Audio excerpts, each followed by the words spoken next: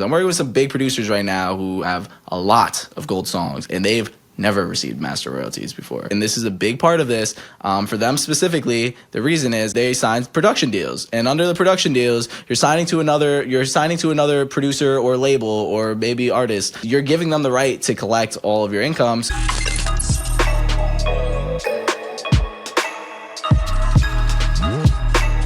What is recoupment? You explain it better than I can.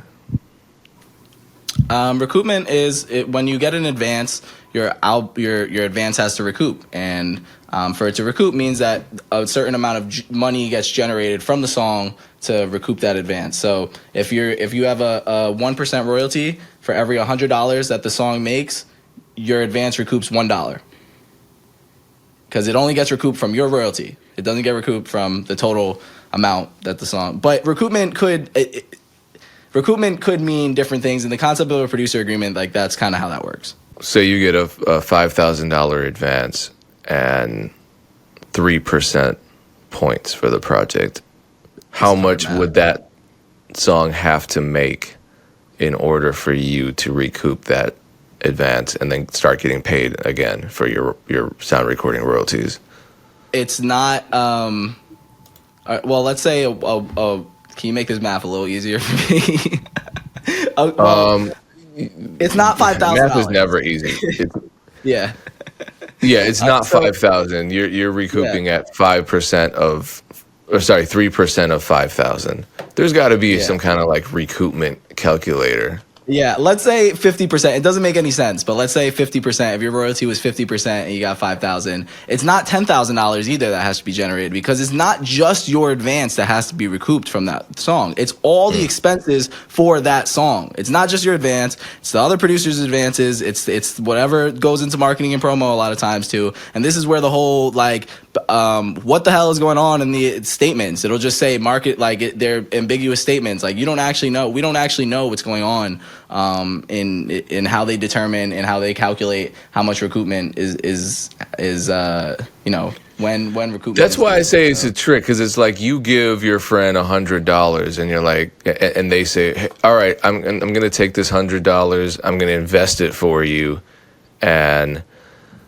it's gonna make money. I'm gonna come back with 200, and 6 months later you're like, how is it going? You're like, well, I had to take my cut off top. And like, what's your cut? Oh, miscellaneous expenses. And you're like, what does that mean? I don't really have time to explain, but don't worry. And then maybe in 5 years, they give you $50 back. And you're like, where are the other 50? Oh, here's a statement. See, I had marketing. I had more miscellaneous expenses. And you're like, none of this makes sense. That's how it feels being a producer, trying to figure out why you haven't gotten paid your sound recording royalties. And sometimes it happens right away. I mean, there are producers who will puff their chests out on social media and be like, I always get royalties. Those are lucky producers who produce, I guess, singles consistently, where there's so much activity, so many streams, so many sales, whatever, that there are immediately master royalties coming in that eat up that advance fee. So I don't know. Good for them. I've never heard a producer say, I'm working with some big, I probably wouldn't mind if I said names, but I'm not going to say names. I'm working with some big producers right now who have a lot of gold songs, and they've never received master royalties before, or sound exchange royalties before. Never. And this a big issue, and this is a big part of this for them specifically. The reason is, and this is kind of a separate conversation, but they signed production deals, and under the production deals, you're signing to another producer or label or maybe artist, and you're giving them the right to collect all of your income. So you just kind of rely on them. When producers sign to another company, they're kind of like, oh, they're going to handle my business for them, and I'm going to have faith that they're going to handle it. And they usually don't. They might give an advance, and then they don't even they never take the time to really think through, okay, I got a $50,000 advance and I've gotten 10 placements and each of them is $2,500. Has my advance recouped yet? Let me think. They're just kind of time just goes by, and they're just 4 years later, I never received them. I talk to them because not many people are. So yeah, I have this is my first interview on a producer platform, so there's a lot I want to rant about. So I'm sorry if I'm taking this in a bunch of different directions, but yeah. No, I mean, there's a transparency problem in the music business, period, and producers are kind of at ground zero for that because, I mean, everyone is. Artists are. Everyone is. We don't know what the hell's going on when our payments are being calculated because that math isn't something that we're privy to. They don't tell us what's going on.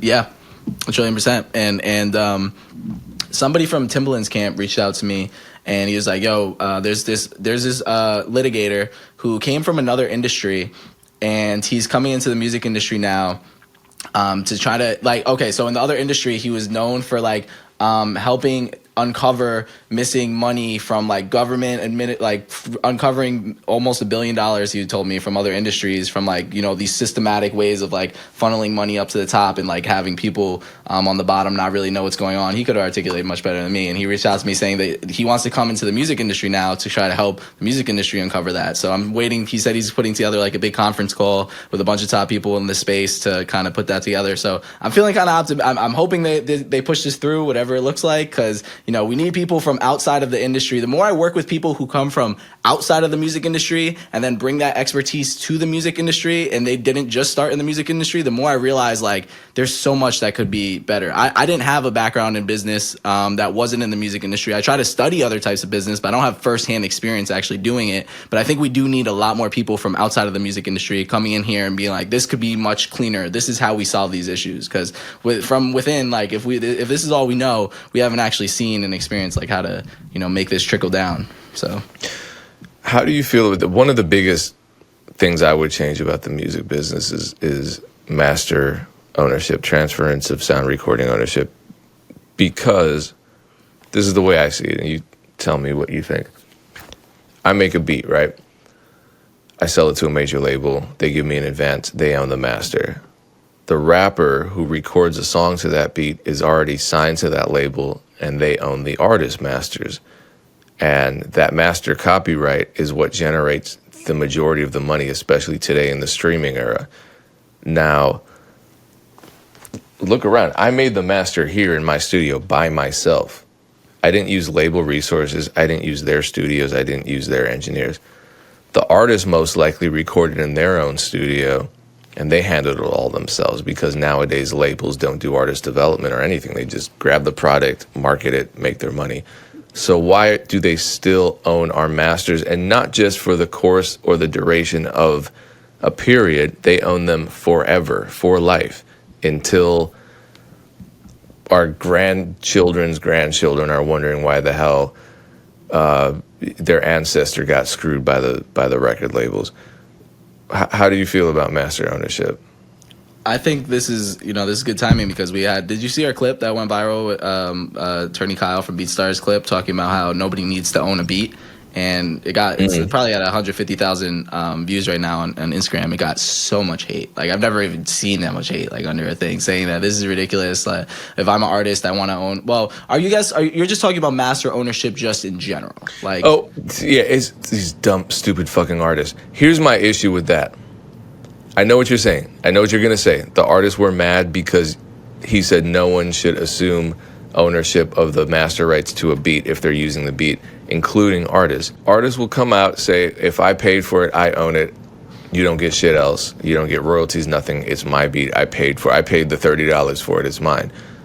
All right, apply that. And I stopped arguing with people. I just block them when they say some stupid shit like that. But when I used to have more energy, because I was trying to see if maybe there was a misunderstanding there, I would always ask them, hey, how do you feel, or how would you feel if the record labels had that same attitude towards you, which they do.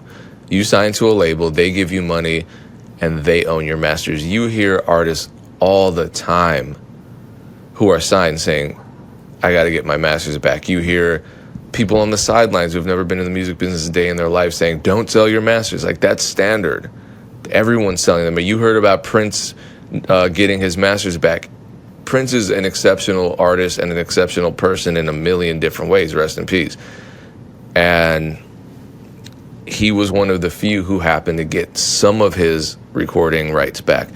So why is it good for you? Why is it cool for you to do it to producers, but when a corporate entity does it to you, it's a problem? And I personally think it's a problem across the board. If labels would stop doing it to the artists, then they would actually have a legacy for their children and grandchildren. Yeah, you know, it's what's so interesting is like think about publishing, right? There's publishing, and the way publishing ownership works is everybody owns a piece of it. And the master, we don't treat it that way. And I haven't really even considered it that much until this conversation, but why is that? Like, why is that, I mean, I do know why the label started buying out masters is so they could control it without needing approval from anybody. If you want to use this, nobody else has to say except for the label. Publishing is not like that necessarily, but I guess at the same time, it's like if you are trying to clear a record, you know, you still have to clear it with the writers anyways too. So I don't know. Yeah, but couldn't there be a system where, all right, cool, the labels own your masters for a certain period? And when I say could this be, I know it could be, because I actually signed a deal with Capitol Records that had a reversion clause where after a 5-year period, you know, once 5 years is over with, realistically speaking, the labels aren't trying to mess with that song anymore. They've already gotten their money from it. They're moving on. If it becomes a classic later on, maybe you can renegotiate that with the label. They pay you another advance and they assume the ownership of the master for another 5 years. Why can't that be the standard? Yeah. Or just say, all right, the labels are going to get the majority of this master for a certain period of time. You're going to get some, so it's a split situation, but you have to sign over the rights to exploit this. And so we can do whatever we want with it in this certain period. We don't need your approval, which is fine because, you know, they're just going to try to make as much money off it as possible, and that benefits the artist as well. Yeah. That is. It seems like we're moving towards that a little bit. Have you heard of the platform Beatbread? And there's some other ones like it too that like it's more of a, because what do most people want when they sign to a label? Well, a lot of them do want the clout that comes from it, of course, right? And of course they get pushed a little bit through that, you get resources, but I think most people are looking for money, right? So there's platforms like Beatbread that will actually look at your catalog, similar to how I guess they do publishing estimations, and they just say, hey, for this song we'll give you $10,000 advance or for this amount of time, and the rights, and we have the right to collect on it for 5 years, and then they reverse back to you for, you know, and they tailor those agreements to the situation and everything. But yeah, the more that we have systems like that, and you know, more privy, and at least artists know their options, like just knowing that that's an option, and they could go to the negotiation table, be like, hey, Beatbread's offering me $10,000, you might be offering me 20, but like they're gonna revert back in 5 years. What can you do for me, label? Can you revert back to me in 5 years too, and then give me like, so it's like if you know that the more that there's other options, the more that it'll fix the alternatives, I think. So for instance, with my company, right, like I'm helping producers get paid for their advances much less than a lawyer will charge. Now there's another option. You don't have to go to a lawyer to get this resolved because it's a smaller song. You don't want to pay them that much. It doesn't take that much time. So now I have another option. I could go to his company, or I could go to another law firm that offers a more reduced price, but I want to get the resources. So the more that these other options exist, it kind of just forces the market to kind of adapt to that. And I think that we just kind of got to be loud about it and then let people know that you don't have to go this route. And then once you do that, then it changes the whole negotiation stance, and that's how we move the system. And so yeah, I think that's a good answer. So with these systems, right, where an artist who's unsigned can go to a Beatbread or go to a distributor and get an advance without selling their rights to that company, great, it's amazing. Doesn't the producer often get cut out of that conversation entirely though? I actually don't know. I guess when you were approaching that conversation as an artist, yeah, I'm not sure. I haven't seen how that goes down. What makes you ask that? Just because I've been in those situations where an artist has been unsigned, they work out a deal with a company, and I'm not even a part of the conversation. I know they're getting money. They don't disclose the amount. But after the fact, I'm left with nothing. I just, you know, I can collect in ways that I would normally collect, but from whatever advance they negotiated and from whatever terms they negotiated related to that advance, my name's not even a part of that conversation.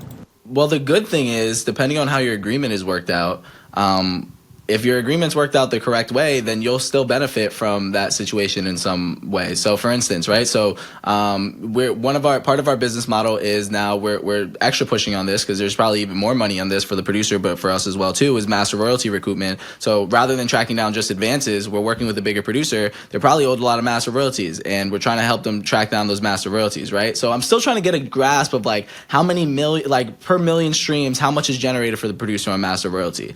There was this one song that my partners were working on at A1 Music Group, because producer royalty partner with A1 Music Group, so we handle placements together now. Shout out DJ Ice who runs that, and his COO Dan.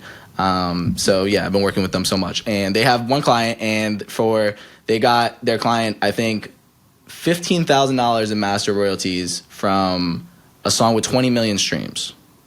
I'm like, how does that, like, that's a lot. Like, that's a lot from 20 million streams. How does that work? He said, well, the artist is signed to Empire and the artist is independent. So the producer's master royalty percentage is based off of that artist royalty. So he's getting like 15% on the master instead of 3% on the master in that situation. Because if you're working with an independent artist, if you're working with an independent artist and you sign a producer agreement with that independent artist, then you should be signing on a nets receipts basis, not a PPD basis, because nets receipts is how the artist is going to get paid out. And I might not be using. Wait, pause. Can we talk about what PPD is? Because that's incredibly confusing. So PPD is the, but that's the standard with major labels. So if you get a placement, right, and you negotiate $5,000 for your advance and 3 producer points, that 3-point system doesn't mean 3% of the total money generated from the song or the album. That means it's 3% of what the artist is getting, right? It's 3% price published to dealer.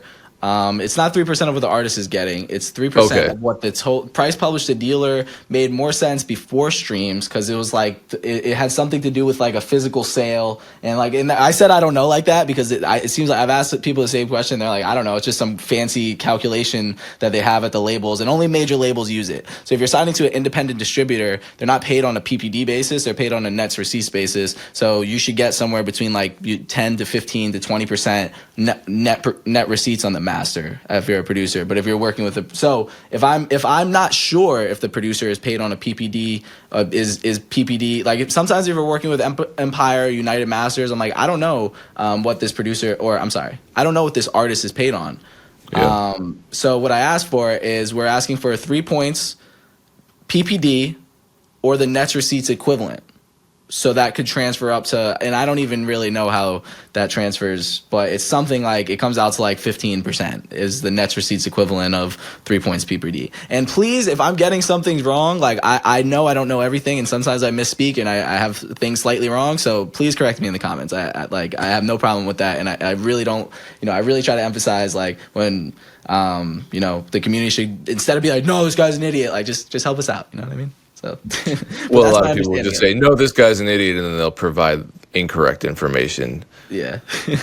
No, this guy's an idiot. Labels don't own masters, something like that. Shout out to the comments. Yeah, I mean, there's a lot of, like, you can know the music business, and up to a certain point, you really only know what they tell you is going on. Because oftentimes, the math just doesn't make sense. And then in that case, what are you going to do?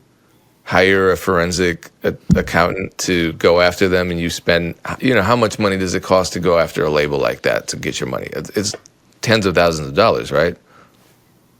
If you're asking me, I'm not really sure. I know that I had this one manager was telling me that, like, yo, if there's a good amount of money that you're trying to track down, and like you feel like you're owed more, then like if you hire a litigation attorney and not just like a normal transactional attorney, and you pay the litigation attorney like $5,000, they'll work the moves that a lot of transaction attorneys can't. And that litigation attorney in this instance was able to get the producer $15,000 instead of like a couple thousand that he was owed or something like that. So it's like, there are those different types of of specialists in the industry that you could try to seek out for. I personally don't know them myself, but if you feel like you're in a situation, you're watching this, feel free to reach out, and I could connect you with that forensic attorney. Okay, well then let me ask you this then. I have a situation where many years ago I signed a beat agreement for a major. I'll just say it was with Interscope. It was for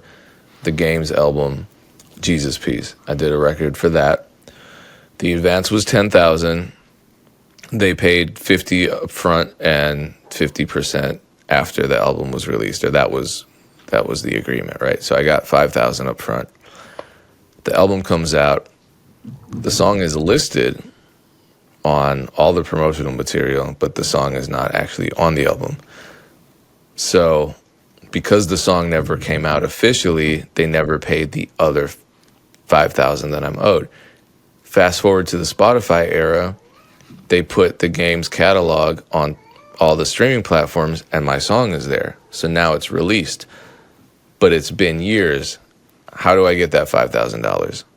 I'm pretty sure you just reach out to them and just say, hey, like, this song was released, because I'm sure the album, the agreement says, because I've seen the language, is like 50% upon execution of this agreement, and the other 50% upon the commercial release of the album. So if it's been commercially released, you could just reach out to them and be like, hey, I'm owed this. Here's the fully executed or partially executed agreement, and you could just reach out to whoever the lawyer or person, well, not even the lawyer probably. You probably just reach out to whoever at the label is responsible for paying that out. If you don't know, then you just ask. You could ask the artist lawyer, or you ask whoever's contact you have at Interscope. I have no idea. It was a long time ago. So that's is that the kind of thing that your company does? Yeah, that's exactly what we do. Okay, so great. I'm sending you all the paperwork. Feel free. Yeah, for sure. Because, producer royalty, I told you this like off camera last time, but I branded it as a debt collector for music producers, because people are like, oh, debt collector? I'm owed money. This guy could help me track it down. But really what it is a catalog management company. So what catalog management, shout out Lamont Graves, because he put me onto this, because I didn't really know what he did. But catalog management, what it is, I saw catalog management on this website. I'm like, what does a catalog manager do? So I set up, called him, asked him, and he explained it to me. And essentially what they do is they maximize the value of your catalog. And what I mean by that is not necessarily for selling it to other people, but for yourself, right? So if you're a producer who has a bunch of placements, let's say you have 20 major placements. For each of those placements, there's 5 or so royalty streams that you have to make sure you're generating on top of the advance, right? So that's a lot of work. That is a whole job in itself to track down and make sure that you're collecting on all those things. So producer royalty is a catalog management company where it's like a producer who comes to us, they'll be like, hey, I haven't gotten paid for this advance. I'll be like, cool, I haven't got paid for this advance. I'll help you get paid for this advance. Let's talk about the rest of your catalog. Are you owed any money? I see you have this big song that has 10 million streams on Pandora. Have you got a Sound Exchange LOD submitted for that? No? Okay, cool. So I'll help you track that down. That's a lot of money right there. Let's get that collected. Are you with a publisher? Are you making sure all your splits are registered in there? Cool. Glad you're with a publisher. That's good. We're good on that side. Oh, you have this song that's gold. Have you received master royalties? Oh, you're probably owed a shit ton of money there as well too. So we're helping you track that down too. So that's what a catalog manager management company does. The Mezzo agency is another one that I've heard of before. Shout out my competitors. DJ Ice and A1 Music Group are offering this as well. The more I get into the space, the more I realize there are some companies doing this. But I think that I'm trying to push the narrative that, like, Lamont Graves was telling me that this is a very underserved part of the industry, and he doesn't mind helping me because, like, he realizes, like, the community actually needs help, and he doesn't even market the service online because there's that much demand for it. So I've never heard anybody talk about this publicly. I'm probably the first one I've heard of, but if you're interested in getting into catalog management, there is a lane for you. Like, it is a wide open lane. So that's... With Sound Exchange royalties, how long do they hold them? Because there are probably millions and millions of dollars just sitting. Forever they hold them? Yeah, so I'm still trying to, so they don't hold it because it's not like publishing. It's not like publishing where it's like, in theory, if your publishing goes uncollected, then nobody's collecting it. It just, so we got to do something with this. But with master royalties, Sound Exchange is part of master royalties, it goes to the record label or artists. Or like, so with Sound Exchange, until you submit the Sound Exchange LOD, the artist is collecting your Sound Exchange royalties. So that's how that works. So they pay them retroactively. If you could submit a Sound Exchange letter of direction, and I'm still trying to figure this out. I've been working to figuring this out. I have a bunch of clients I help them submit, and so we're figuring it out now in the process. But so Sound Exchange, I think they don't pay out the artist anymore from that until you get paid what you're owed. I'm pretty sure that's how that works. Now, does that come But from you could all? potentially lose a bunch of money if you're not on it. I don't think so. I don't think so. I think that Okay. all it is all paid retroactively. So if you get a Sound Exchange Title D submitted from 5 years ago, and you get it submitted now, it's paid retro. Now, where does that money come from? I know it's paid retroactively. I don't know where it comes from. I don't know if you have to wait for that song to generate the same amount to Sound Exchange. But if it's a song that was big 5 years ago, that doesn't mean it's big now. So it's not generating money now. But maybe they're not paying the artist from other songs too. I haven't figured that out. So yeah, I will hopefully have the answer within the next 2 months. All right. Well, it sounds like my head is spinning. Let's wrap it up there. It sounds like there's a lot going on in the music business. There are some positive developments that are going to help the producer community, but all in all, when it comes to finances, get as much as you can up front and then save as much as you can, because you never know if you're going to have to fight for additional stuff. And then also, I guess, don't be afraid to take on these fights. A lot of people are afraid to go after what they're owed because they don't want to burn bridges. And it sounds like that doesn't really happen. It's just a matter of being persistent, and eventually you get the payoff. Yeah, that's accurate enough. Okay, cool. Then we'll end on a hopeful note. What is the best way for people to reach out to you? Reach out on the Producer Royalty DMs. I'm sure if you look up Producer Royalty, it'll come up, but it's producer.royalty. And yeah. So On Instagram, right? on Instagram. I'm not on other, I'm kind of on TikTok, not really. And if you could subscribe on YouTube, I would really appreciate it. We started the Producer Royalty podcast like a month and a half ago, and we already had some huge guests like DJ Payne One. Thank you, DJ Payne One. But also we got some really big ones coming up. Kavi's coming out. The Kavi episode will be out a couple days. Had TV Digital, had Mimi from Producer Culture, AO Sim, Adam Friedman, huge bunch of big guests. Carla Legret's gonna be on. Bunch of it. So if you could subscribe on YouTube, we have conversations like this every week as well too. So thank you. Well, I appreciate you taking the time to talk about all this super dense and confusing music business stuff. So thank you. Appreciate all that you're doing. Everyone wish him good luck on the bar exam. He's about to officially become a lawyer, and now he can not only do what he's doing right now, but redline agreements and do all the really fun First producer legal lawyer stuff. ever. Yeah. Full producer I mean, lawyer. because you Never came did. right out the gate as a producer lawyer, so you probably are going to be the first one. You're like the soldier boy of lawyers. So we appreciate that. Thank you again. Producer.royalty on Instagram. If you find other profiles on X or whatever and they say producer royalties, it's like DJ Payne 2. Don't trust them. Daniel, we appreciate you. Thanks again. Much continued success. And congratulations in advance. We're manifesting that this bar exam is going to go well. Thank you so much, bro.